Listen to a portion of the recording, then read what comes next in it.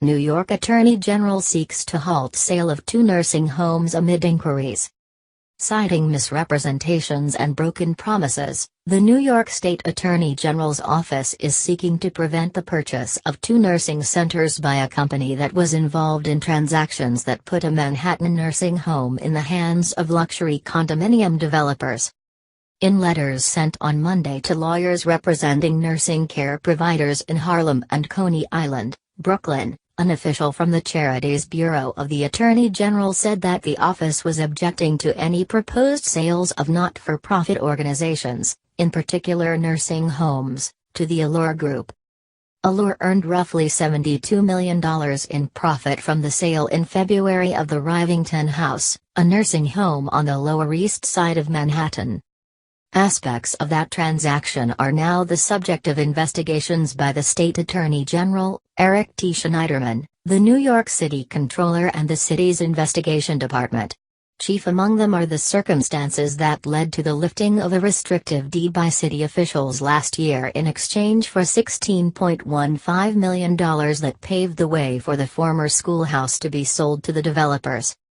Allure made clear and repeated promises to continue the operation of 2 nursing homes for the benefit of a vulnerable population, promises that proved to be false, said Matt Mittenthal, a spokesman for the Attorney General, referring to Rivington House and a nursing home bought by Allure in the Bedford-Stuyvesant section of Brooklyn, which were closed within a year of a court petitions being filed. Until we conclude our investigation, we will object to Allure buying additional nursing homes. In New York, any nonprofit seeking to sell its assets must petition a state court for approval. The Attorney General reviews all such requests and can object if there are grounds to do so. The court has the final say. The Attorney General's position appeared to buttress an argument made by Mayor Bill de Blasio, a Democrat, soon after the sale of the nursing home came to light in March. The mayor claimed that Allure, a for-profit company, had misled city officials into approving the deed change. Those officials, Mr. de Blasio has said, believed the company would keep the nursing home at the site, a former AIDS hospice at 45 Rivington Street.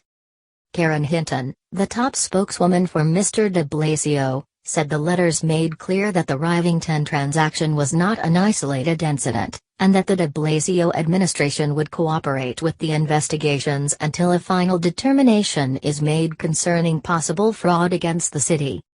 The letters from the Charities Bureau were sent to lawyers for the Greater Harlem Nursing Home and lawyers for the S.S. Joachim and Ann Nursing and Rehabilitation Center in Coney Island. Allure is seeking to buy the centers from the non-profit organizations that own them. Allure has been operating the Harlem Center under a 2014 receivership agreement with the State Health Department. Both letters cite misrepresentations by Joe Landau, a principal in the Allure Group, to state officials. In a November 2014 letter filed with the court petition for the sale of Rivington House by the nonprofit Village Care to Allure, Mr. Landau appeared to outline to the department his intention to keep the nursing home open for at least 2 years.